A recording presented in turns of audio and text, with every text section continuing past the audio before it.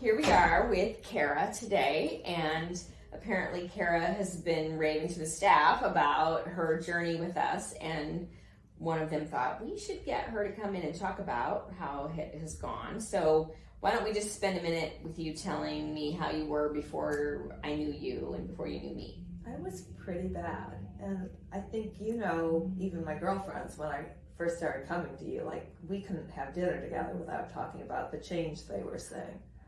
Do you remember that? The change that what? They were seeing? They were seeing in me. Oh, you mean right after you started working with us? But what was happening? What was happening with you before you started to see us? I was having what Rob and I would call deep sleeps. Like, out of the blue, I would feel like this heavy, warm, wet blanket had come over me.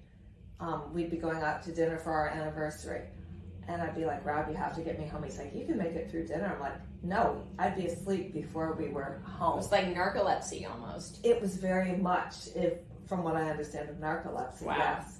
And I would sleep for 24 to 48 hours. I mean, I'd get up, I'd eat and you had no control over this. It would just come over you. Yeah. And it was happening more and more frequently. That's pretty scary. Like every 6 weeks or so, to the point that right before I came into you, I had a major event to go to. And I remember just sequestering myself for like the 2 months beforehand, not going to any holiday parties, so that I could make it to this event. Wow. And we celebrated the fact that I did. My girlfriend's like, wow. And then did you have some other issues going on as well? I had a cough that started. My face was like physically peeling. I'd be washing it and skin was coming off. I was getting some UTIs that I had never had. I was getting styes. That was new to me. What about that really long-term chronic issue? Oh, yeah. A little bit of diarrhea. So gastrointestinal issues over a long period of time. Oh, since teenage years, preteen even. And you thought it was from meat, right? That's what I've been told. So you weren't eating meat at all and hadn't eaten meat for many, many years. Correct. And since that, you thought that was helping you at the time, yeah? Yeah, my internist had sent me to the head of gastroenterology. I made it to the big guy at a certain big hospital here. And they told me to quit eating red meat at first, and that turned into chicken and all flesh.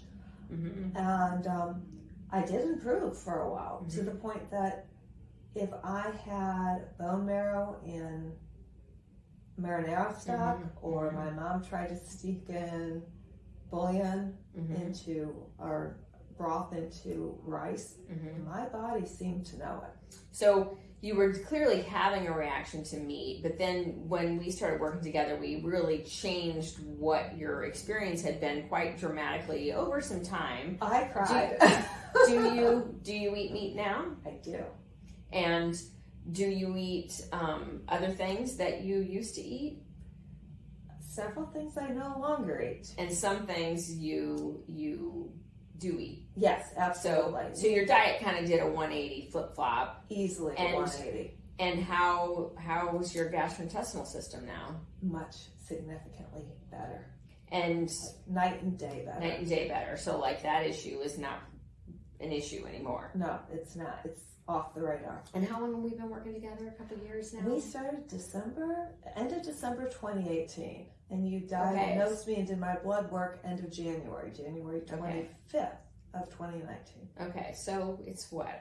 Coming up on 4 years, 5 years. Oh my goodness. 4 years. 4 years. Yeah. We can do math. Yeah. Great. And then other significant changes in terms of just like your mood or your energy or just like how you feel on a day-to-day basis, thoughts, anything you would say about all that? Everything changed. Okay, physically. Including, I thought I had gotten very round in the face also. And that's what I think my friends were commenting. They were like, you look like yourself again. And they, I think, thought you were a dermatologist or something because my skin got that much better.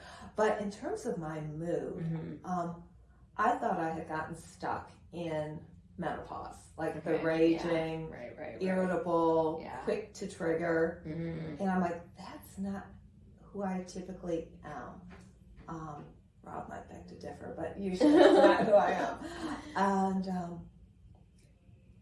I just felt mellowed out, good, not quick to trigger, quick to anger. This whole idea that, you know, because of your hormones that you're relegated to behaving in a certain way, you now know is not true, because you can be balanced, you can have that shift and change in your temperament. Absolutely, yeah. And I've been seeing doctors about this for probably 5 to 8, 9 years. Oh, I didn't even realize that. Oh yeah, and all the conventional medicine folks were just saying, well, you're over 50, well, you're over 55. I'm like, we're not going to hit 60 and still be in this condition. Yeah. And well, good for you for making that change. That's awesome. Anything else that you think would be good for people to know about your experience with us?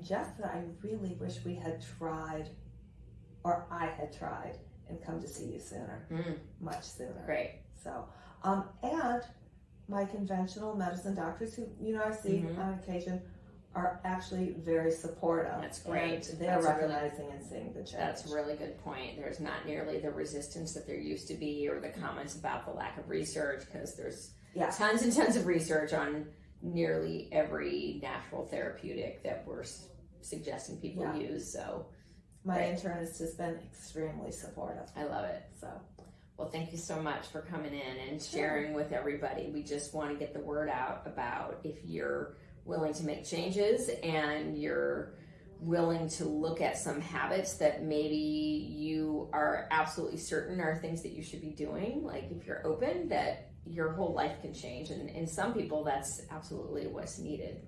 It was a big change. I mean, to the point that I was scared for a while, but worth every single moment. Awesome. Thank you. Thank you.